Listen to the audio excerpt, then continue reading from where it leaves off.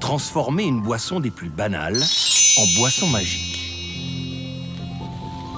Un breuvage vendu à prix d'or qui fait de vous un être sophistiqué. La publicité, elle doit faire rêver. Les pubs nous vendent du rêve. Mais à quoi ça sert vraiment? Bah la thune. La pub, c'est fait pour vendre. Leur seule motivation, c'est de gagner toujours plus d'argent. Toujours plus d'argent. Manipulation. Coca-Cola est la boisson la plus consommée dans le monde. En 2017, elle a fait un chiffre d'affaires de 1,6 milliard d'euros, 1,6 milliard d'euros en Belgique. Vous croyez vraiment que j'allais vivre comme un roi?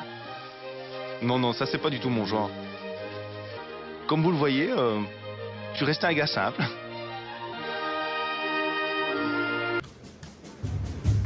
Starbucks n'a jamais payé d'impôts sur les bénéfices. La firme a négocié un arrangement secret avec le fisc néerlandais. Il n'y a pas de volonté de faire de l'évasion.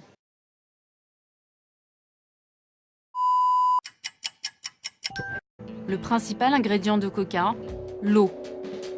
Il en faudrait en moyenne 3 litres pour faire 1 litre de Coca-Cola.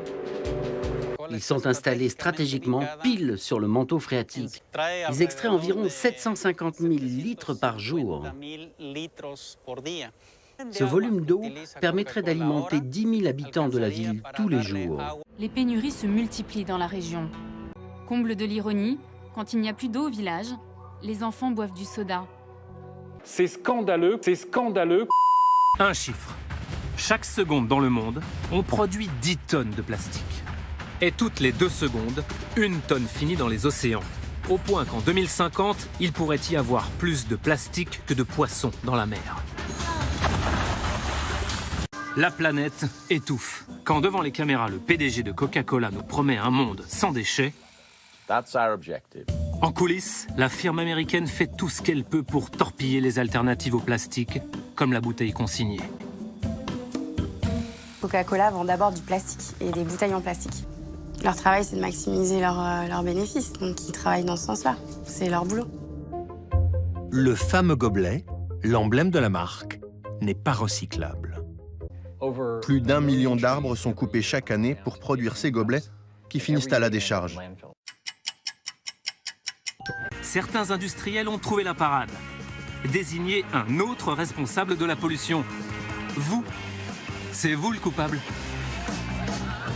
Donc en gros, c'est les gens qui sont irresponsables, qui sont les pollueurs, mais c'est jamais les industriels qui fabriquent les objets. C'est ce que vous êtes en train de me dire? Ah, oui. D'accord. Oui.